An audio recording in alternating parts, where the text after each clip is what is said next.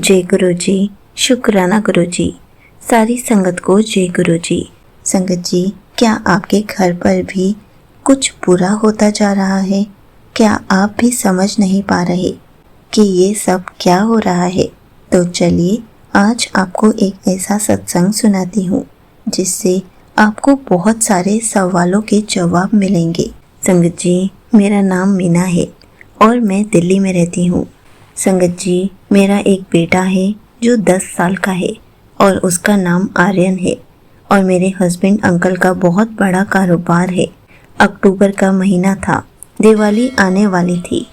एक दिन मैंने घर के मुख्य दरवाजे पर कुछ अजीब सी चीज़ें पड़ी देखी, कुछ काली राख, नींबू और सिंदूर। मैंने इसे वहम समझकर साफ करवा दिया, लेकिन यहीं से शुरू हुआ मेरे परिवार का विनाश। अगले ही दिन मेरे हस्बैंड अंकल की फैक्ट्री में अचानक भयानक आग लग गई। करोड़ों का माल जलकर खाक हो गया, लेकिन ये तो सिर्फ शुरुआत थी। ठीक 3 दिन के बाद मेरे बेटे आर्यन को अचानक तेज बुखार हुआ। बुखार इतना तेज कि आर्यन बेसुध हो गया। जब उसे हम हॉस्पिटल लेकर गए तो डॉक्टर्स ने कई टेस्ट किए, लेकिन हैरान कर देने वाली बात यह थी कि हर रिपोर्ट नॉर्मल आ रही थी। डॉक्टर्स कहते कि बच्चा बिल्कुल ठीक है, लेकिन आर्यन ने अपनी आंखें खोलना बंद कर दिया था। उसका शरीर नीला पड़ने लगा था। रात के समय में मैं जब आर्यन के कमरे में बैठी थी तो मुझे लगा कि कमरे के कोने में कोई बहुत बड़ा काला साया खड़ा है। आर्यन नींद में चीखने लगा, मम्मी मुझे बचा लो, ये मुझे ले जा रहे हैं। संगत जी, ऐसा सुनकर एक माँ पर क्या बीतती होगी। मैं दर दर भटकने लगी। रिश्तेदारों के कहने पर मैं तांत्रिकों के पास गई, ज्योतिषियों को दिखाया। किसी ने कहा कि किसी करीबी ने बहुत बड़ा काला जादू किया है, बच्चे का बचना नामुमकिन है। तांत्रिकों ने लाखों रुपए ठग लिए, लेकिन आर्यन की हालत और बिगड़ती गई। वह वेंटिलेटर पर पहुंच गया। डॉक्टर्स ने भी कह दिया था, हमारे हाथ में अब कुछ नहीं है, आप इन्हें घर ले जाइए। जिस रात डॉक्टरों ने जवाब दिया, मैं हॉस्पिटल में फर्श पर गिरकर फूट फूट कर रोने लगी। हे भगवान, मैंने किसी का क्या बिगाड़ा था? मेरी सारी दौलत ले लो, पर मेरे बच्चे को बचा लो। तभी वहाँ एक नर्स आई। उन्होंने मुझे उठाया और अपने गले से लॉकेट निकालकर मेरे हाथ पर रख दिया और कहा, रो मत।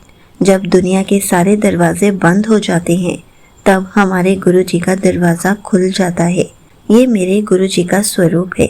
इसे अपने बेटे के सिरहाने रख दो या फिर उसको पहना दो। मौत भी इसे छू नहीं पाएगी। मैंने कांपते हाथों से वो स्वरूप लिया और मुझे नहीं पता था कि गुरुजी कौन है, लेकिन डूबते को तिनके का सहारा था। मैंने रोते हुए पहली बार अपने बेटे को गुरुजी के स्वरूप को उसके गले में पहनाया।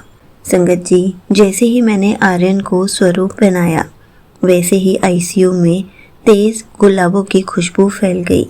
इतनी तेज थी कि मैंने नर्स से पूछा कि आपको गुलाबों की खुशबू आ रही है? उस नर्स ने कहा, नहीं, मुझे तो दवाइयों की बदबू आ रही है। और मैं हैरान रह गई। तभी उस नर्स ने कहा कि हर किसी को गुलाबों की खुशबू नहीं आती। गुरुजी आपके साथ हैं।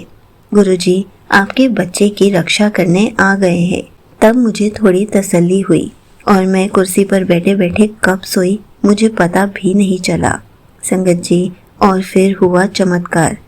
आशीर्वाद स्वरूप गुरुजी ने सपने में आकर दर्शन दिए और मैंने सपने में देखा कि मेरे बेटे आर्यन के बिस्तर के चारों तरफ भयानक डरावनी शक्ल वाले काले साए खड़े हैं जो आर्यन को खींच रहे हैं। मैं चीख रही हूँ। तभी एक बहुत तेज रोशनी आती है। साक्षात शिव रूप में वही गुरुजी जो मैंने अपने बेटे को पहनाए हैं। उनके चेहरे पर इतना तेज है कि आंखें हम टिका ही नहीं पा रहे। गुरुजी अपनी छड़ी से उस काले सायों पर प्रहार कर रहे हैं और वो साए चीखते हुए जलकर भस्म होते जा रहे हैं। गुरुजी मुड़ते हैं, आर्यन के माथे पर हाथ रखते हैं और मुझे कहते हैं, तेरे बच्चे को नई जिंदगी ब्लेस कर देती। आज के बाद कोई काली ताकत तेरे घर पर नहीं आ सकती। साथ में ये भी कहते हैं सोमवार को एक बार मंदिर आ जाइयो। संगत जी, उसी के बाद मेरी नींद खुल गई। संगत जी, मैं डर गई थी कि वो सब कौन थे, ये कैसा सपना था और गुरुजी ने मुझे कौन से बड़े मंदिर बुलाया। लेकिन एक तरफ से मन में तसल्ली थी कि जो भी था ब्लैक मैजिक गुरुजी खत्म कर गए। संगत जी, मैं एकदम हड़बड़ा कर उठी। मैंने देखा जो बच्चा 15 दिनों से कोमा में था, वेंटिलेटर पर था, उसने अपनी आंखें खोल दी। आर्यन ने धीरे से कहा, मम्मी मुझे भूख लगी है। और मैंने उस नर्स को बुलाकर जल्दी से डॉक्टर्स को बुलाने के लिए कहा।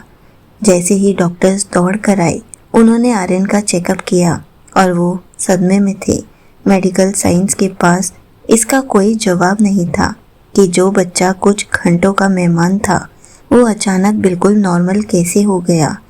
और मैंने बाद में उस नर्स को थैंक यू भी कहा कि अगर वो ना होती तो मेरा बच्चा कभी नहीं बच पाता। बाद में मैंने उनको अपना सपना भी बताया और बड़े मंदिर के बारे में भी पूछा कि बड़ा मंदिर कहाँ है, मुझे कहाँ बुलाया गया है और वहाँ कैसे जाते हैं। मुझे उस नर्स ने सब गाइड किया और साथ में अपना फ़ोन नंबर भी दिया। संगत जी, 1-2 दिन के बाद मेरे बेटे को घर भेज दिया गया क्योंकि वो धीरे धीरे रिकवरी कर रहा था और मुझे बड़े मंदिर भी जाना था। जैसे ही सोमवार आया तो मैं बड़े मंदिर जाने का प्लान कर रही थी और मुझे पता भी नहीं था कि बड़े मंदिर कैसे जाना है। जब मैं निकली, मेट्रो तक ही पहुंची तो मुझे गुरुजी की एक संगत मिली। वही मुझे गुरुजी के मंदिर लेके गई। मंदिर में जाते ही जब मैंने कदम रखा तो मुझे लगा जैसे मेरे कंधों से कई टन भारी कोई बोझ उतर गया है। घर की सारी नेगेटिविटी बड़े मंदिर की सीढ़ियों पर ही खत्म हो गई है। जब मैं लंगर हॉल में गई तो एक और चमत्कार हुआ। सेवादार अंकल आए और एक पैक थाली प्रसाद लेकर आए कि ये आपके बेटे के लिए है, उसको ये लंगर प्रसाद पूरा खिलाना। और मैं हैरान रह गई कि उनको कैसे पता कि मेरा बेटा अभी अभी हॉस्पिटल से घर आया है। मैंने उस टाइम रोते हुए अंकल जी का शुक्राना किया कि शुक्राना अंकल जी, मैं ये पूरा प्रसाद अपने बेटे को ज़रूर खिलाऊंगी।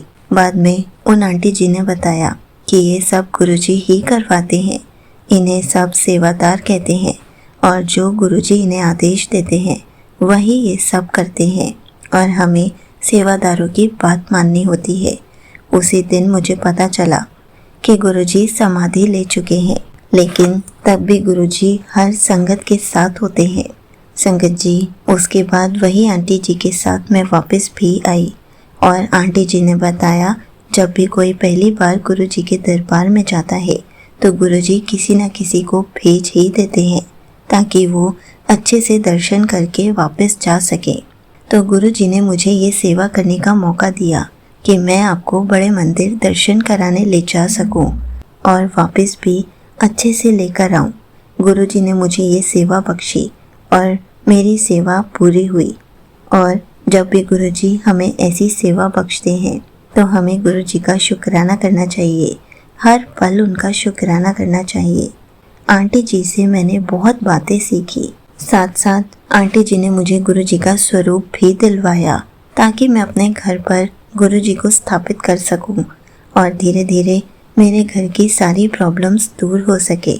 अब मैं गुरुजी से बस इतनी ही विनती करती हूँ, हमें जितना भी कारोबार में नुकसान हुआ है उसे भी ठीक करवा दीजिए और अच्छा सा नया कारोबार फिर से शुरू करवा दीजिए, क्योंकि हमारा बहुत नुकसान हो चुका है। और अब मुझे पूरा विश्वास है कि गुरुजी मेरे घर पर कभी कोई काला जादू नहीं आने देंगे, हमारा कोई भी बाल बांका नहीं कर पाएगा।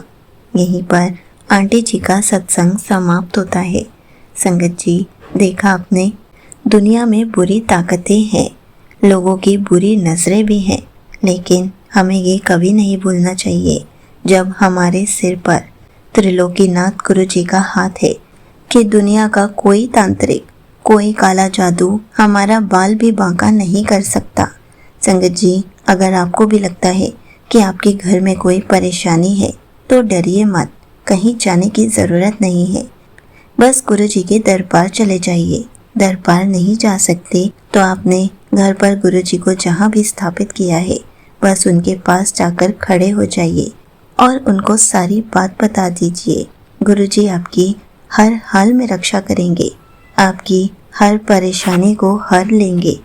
अगर किसी ने काला जादू किया है तो उसको भी दूर कर देंगे। वैसे तो कहा जाता है जिस घर में गुरुजी का वास होता है उस घर में कोई काला जादू नहीं हो सकता, कोई किसी का बाल भी बांका नहीं कर सकता, क्योंकि उस घर में साक्षात गुरुजी विराजमान है। जय गुरुजी, शुक्राना गुरुजी।